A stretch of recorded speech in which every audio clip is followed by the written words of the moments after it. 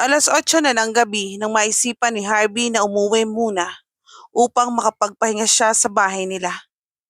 Sabay kaming bumaba ng hagdan habang si Harvey ay nakaakbay sa akin. Ngunit sabay kaming nagulat nang makita namin ang isang bisita na hindi namin inaasahan na darating. "Anak, nandito si Zale," anunsyo ni Mama, kaya sabay kami na napatingin ni Harvey sa sofa. Doon nga ay nakita namin si Zale na nakaupo na mukhang naghihintay sa amin. Samantala nararamdaman ko naman ang pag-iba ng sitwasyon. Tumingin ako kay Harvey at kita ko ang madilim na mukha nito. "Are you okay?" Tumango lang ito sa akin, ngunit madilim pa rin ang mukha niya. Hindi ko na lang ito ininda at dumiretso na ako sa paglalakad papunta sa sopa upang batiin si Zale. "Zale, kumusta?" Paunang bati ko kay Zale.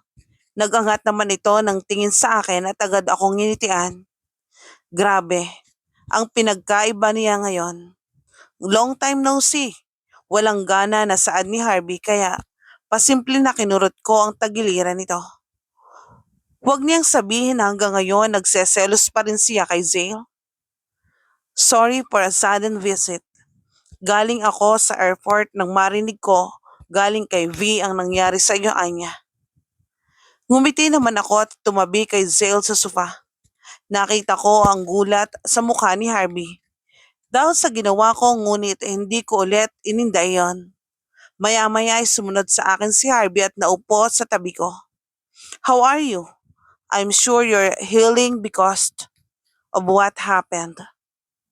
"It must be traumatizing," saad ni Zale.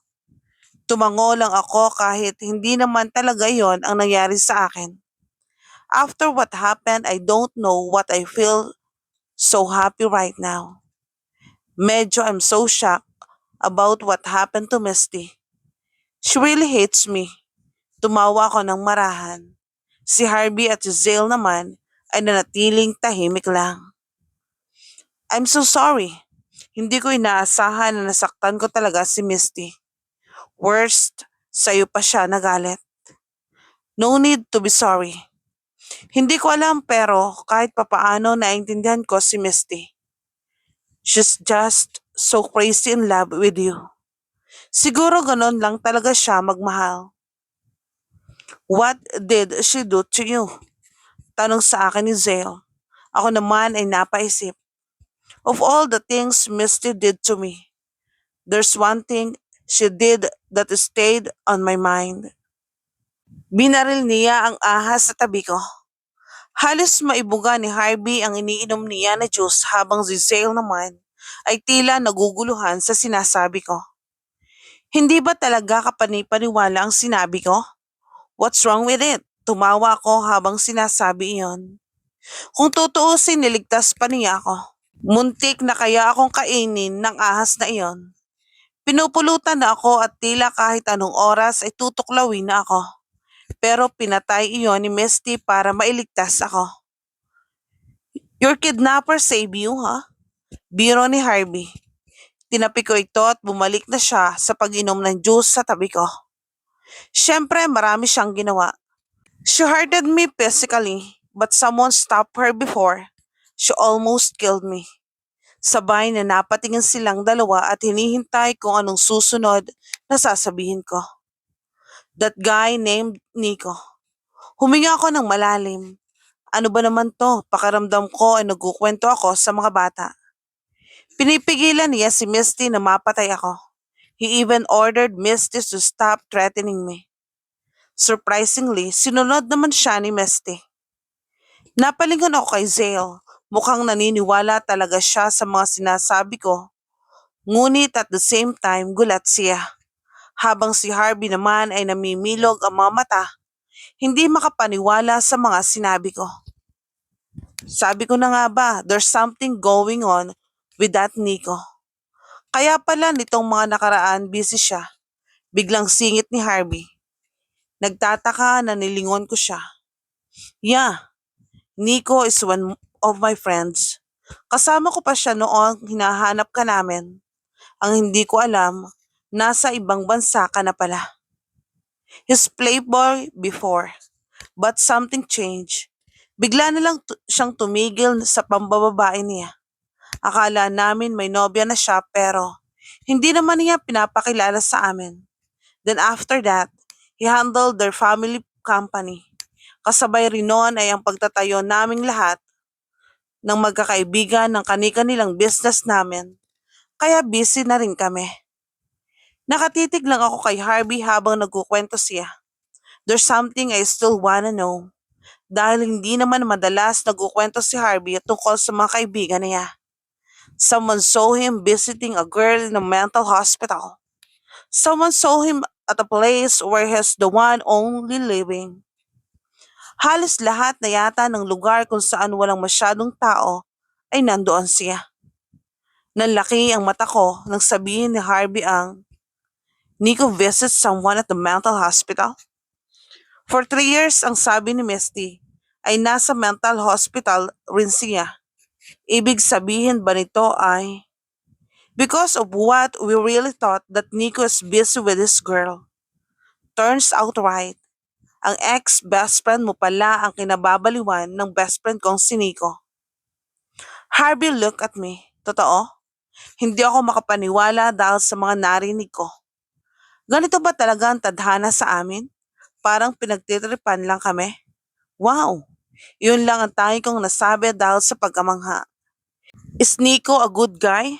Hindi niya ba sasaktan ang kaibigan ko? I mean si Misty?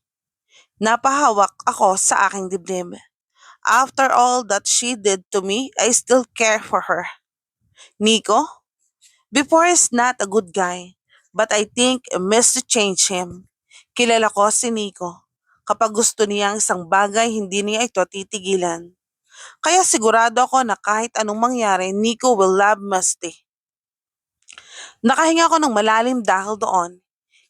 It's so ironic how Misty is so crazy for sale, yet Nico waited so many years. Visited her at the mental hospital, helped her with so many things and stopped her from being a killer just because he loves Misty. Kung ako tatanungin, napakaswerte ni Misty kay Nico. That's a pretty much crazy love story. Napalingon kaming dalawa ni Harvey kay Zale. Oo nga pala, nandito pa si Zale. Nawili ako dahil sa kwento ni Harvey. Teka nga muna, bakit ba kung ano-ano na lang ang pinagkukwentuhan natin? Ikaw, kumusta ka ulit? Pag-iba ko ng usapan. Napahawak naman si Zale sa batok niya na tila nahihiya pa sa akin. I'm good. I already have my own business. I also plan to settle here in the Philippines for good. Napangiti ako. Gaya lang ng inaasahan ko, I know Zale will be successful. Nagkototoo nga yon. Sabi ko naman sa'yo Anya. We will be a business partners, di ba? Biro ni Zale. Natawa naman ako. Naalala ko tuloy iyon ang sinabi niya sa akin bago siya umalis ng bansa. Hindi ko akalaing matutupad iyon. Kumusta naman ang love life? Nangaasar na saad ko kay Zale. Nakita ko naman na mas lalo itong nahiya. I look at Zale. He's still handsome, but more handsome now. Mas tumangkad at naging matured ang mukha niya. Ang katawan niya ay lalong lumaki ng bahagya. Kung isa-isahin ko lahat ng naging pagbabago niya ay matatagalan ako. All I can say is nagmukha siyang bigatin. Right now I'm focused about my field and still enhancing it. Ang negosyo ko muna ang uunahin ko. Makapaghihintay naman ang love. Sagot nito sa akin. Sa bagay kahit sinong babae naman ay makukuha ni Zale kung gusto niya. Bakit dito sa Pilipinas pa? You know, there's so many big business personality in States. Mas maganda doon. Agad na hinampas ko si Harvey. Nagiging ganito na naman siya. Ayaw pa niyang sabihin ng diretsyon na nagsaselo siya kay Zale. Are you afraid? Bakit naman ako matatakot? Bakit? Sa tingin mo agawin ko ulit sa'yo si Anya? Natahimik ang dalawa. Sinasabi ko na nga ba, mangyayari to You know what, Harvey? Matagal na iyon. Kinalimutan ko na. Isa pa, masaya na kayo ni Anya ngayon. Hindi naman ako uuwi pa galing ng ibang bansa para lang sirain kayo. Muli naman akong napangiti. Buti pa si Zale ay nakamove on na sa mga nangyari noon. Anya really love you. After 5 years, she still choose you. Hindi pa ba sapat iyon para hindi ko siya maagaw sa'yo? Yeah, you're right. Pagsuko ni Harvey. Niyakap ko naman ito para talagang bata. Sabi mo, galing ka ng airport? Kumain ka na ba? Halika, ipagluluto kita. Ayaw ko kay Zale at agad na tumayo. Ngunit hinawakan ni Harvey ang kamay ko at pinigilan ako. Anya, matanda na yan. Look, he's really rich. I'm sure he can afford to buy a food in a restaurant. You don't need to cook for him. Pagtutol sa akin ni Harvey. Tinanggal ko naman ang kamay nito sa pagkakahawak sa akin at umiling. Nagseselos ka lang eh. Naglakad na ako papuntang kusina. Narinig ko naman ang tawa ni Zale dahil sa sinabi ko. Selos ka pala eh. Sumunod na sa akin si Zale sa kusina at si Harvey naman ay naiwan na nagmumukmok sa sofa. Maya-maya pa'y sumunod na rin ito sa amin sa kusina. Pagkatapos kong ipagluto ng pagkain si Zale ay nagkaroon pa kami ng konting kwentuhan. Nagkumustahan lang kami at nagkasundo na magiging business partner ko si Zale sa business. Habang tuloy pa rin ang bardagulan nilang dalawa ni Harvey. Hinatid lang namin si Zale sa labas ng gate dahil may sarili naman itong sasakyan. Ang sabi niya kasi ay araw ngayon niyang mamimit ang sekretarya niya. Oh, bakit ang lungkot ng mukha mo? Naglakad na ulit ako papasok. Hinihintay ko na pumasok si Harvey sa loob at saka sinarado ang pinto. Mukhang ayaw mo pang pauwiin ang lalaking yon. Masungit na saad sa akin ni Harvey. Nilagpasan lang ako nito at bumalik sa pagkakaupo sa sofa. Sinundan ko ito at tinabihan ngunit hindi ako nito pinansin. Wow! Ano na naman bang problema mo? Tanong mo dati, mong manliligaw? Tumayo ito at naglakad papuntang hagdan.